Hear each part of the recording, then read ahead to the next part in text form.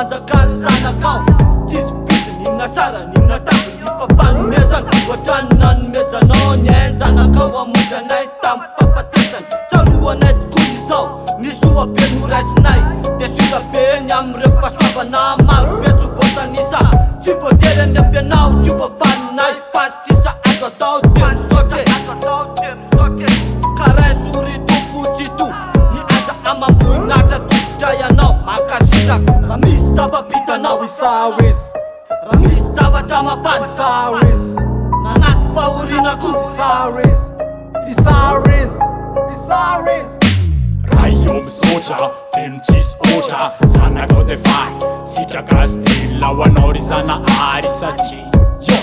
mafy ny life rehefa misy fight tolo isanandro zay miady amy lehibe lavim-bit efa miaro misy mivita zay vokariny zanaspikany sy ny tariny hafa ihany ray malala tsisy ambara fery eo amy fiainako anao ny mandidy anao ny manapaka ny safety ny atao anaty kotsa mety satria ny fanaiko sarobity yeah yo Melagin mood de fisotra nortu magaga one fena kunya zandan smooth raha misy zava-bitanao Isawiz, raha misy zavatra mafana Isawiz, nanaty fahorinako Isawiz, Isawiz, Isawiz.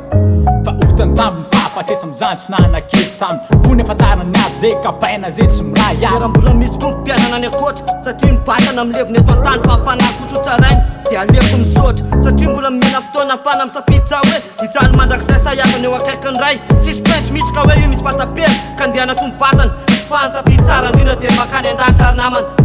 yeah tsy nisa le mahita nefa zamba le mahery nefa lava fa rehefa mahazo makasitraka ny avo voyasol maniga